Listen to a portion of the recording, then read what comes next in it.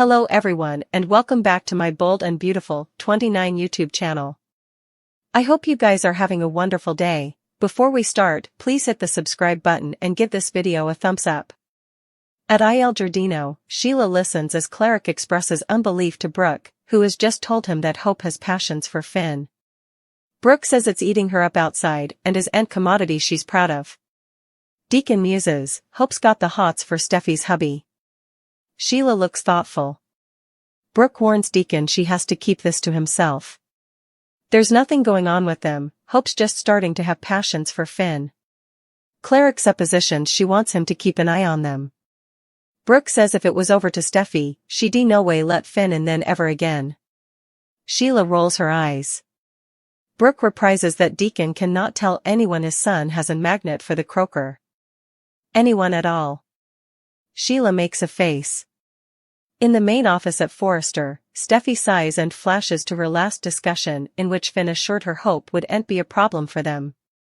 Hope comes in. She allowed. Ridge called a meeting. Steffy says he did. Hope asks what it's about. Steffy doesn't know, but the way effects are going, she's set for anything. Hope turns to leave, but Steffy wants to talk to her alone.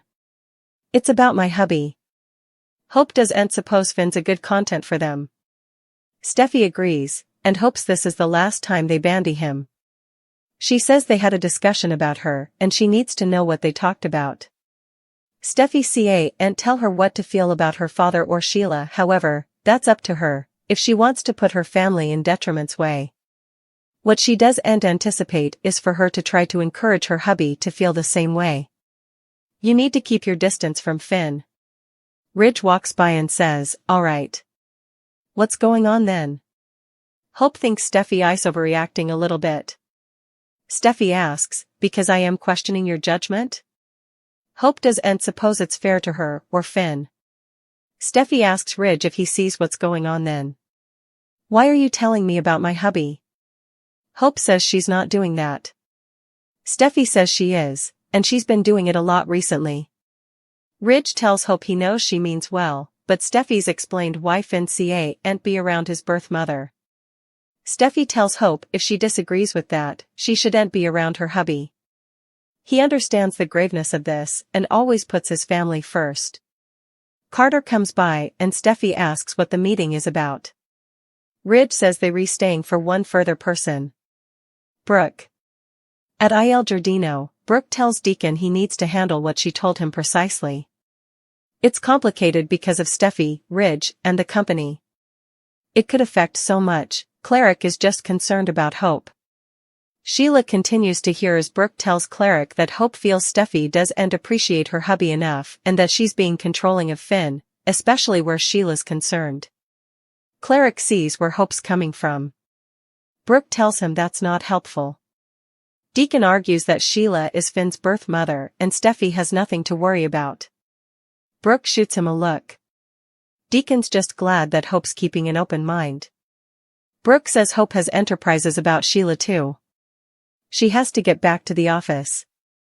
Cleric thanks her for telling him. Brooke reminds him to keep mum. She thinks she got through to her, and hopes she'll put an end to her passions for Steffy's hubby. Sheila shakes her head. Latterly, Cleric takes a call from Hollis and assures him he'll check the temperature of the fridge. He also wonders where Sheila is before flashing back to their marriage. Sheila appears and greets her handsome hubby. They spoon and he asks where she's been. Sheila shrugs, nowhere, really, and asks if she missed commodity. Deacon says she didn't. The flirt, but Sheila thinks he has commodity on his mind. Deacon says it's just work. Sheila can't stop allowing about Finn stopping by earlier. She knows he wants to know her. She could be a big part of his life if not for Steffy. At Forrester, they're still staying for Brooke and Hope asks for a showing for her line. Steffy says it's not a good idea and Ridge says Carter will look at the figures. Brooke arrives and apologizes for losing track of time. There was someone she had to see. Ridge says it's time to change gears. This is important. It has to do with the future of Forrester Creations. At Il Giardino, Sheila tells Deacon it's so painful knowing that her son would accept her, but Steffi keeps pulling him down. Deacon argues, she's his woman. Babe. Sheila harangues that there's no logic with Steffi, who's so enduring. She refuses to admit that she's changed. Cleric and Finn have seen it, indeed Hope is willing to show her some understanding. Deacon warns his sprat isn't exactly joining the Sheila Carter fan club. Sheila argues she came to their marriage. Deacon warns her against trying to muscle into Finn and Steffi's family. Sheila wonders what her life would be like if her son was with a woman who was willing to give her a chance. At Forrester, Steffi asks Ridge if this is a new issue. Ridge says it's commodity they need to rethink. It's him, and who he's in this company. He needs to concentrate on design. Especially with Thomas and his pater out of the picture. Ridge loves working with Steffi, and he can't stay to see how she leads this company forward. Hope asks if he's stepping down as CEO. Ridge is stepping up and will still be there if they need commodity. Steffi says the company needs his leadership. Ridge argues if they do'n't have commodity to vend, they do'n't have a company. He tells his son that he doesn't want to put her in a position where she drowns, not if they've someone who can help who has been at the company for times. He took the liberty of talking to their biggest buyers, and to International, and spoke to them about the bedroom line. They were all veritably agitated. Not just about the line, but also the icon behind the line. Brooke gasps, Ridge, you didn't have to do that.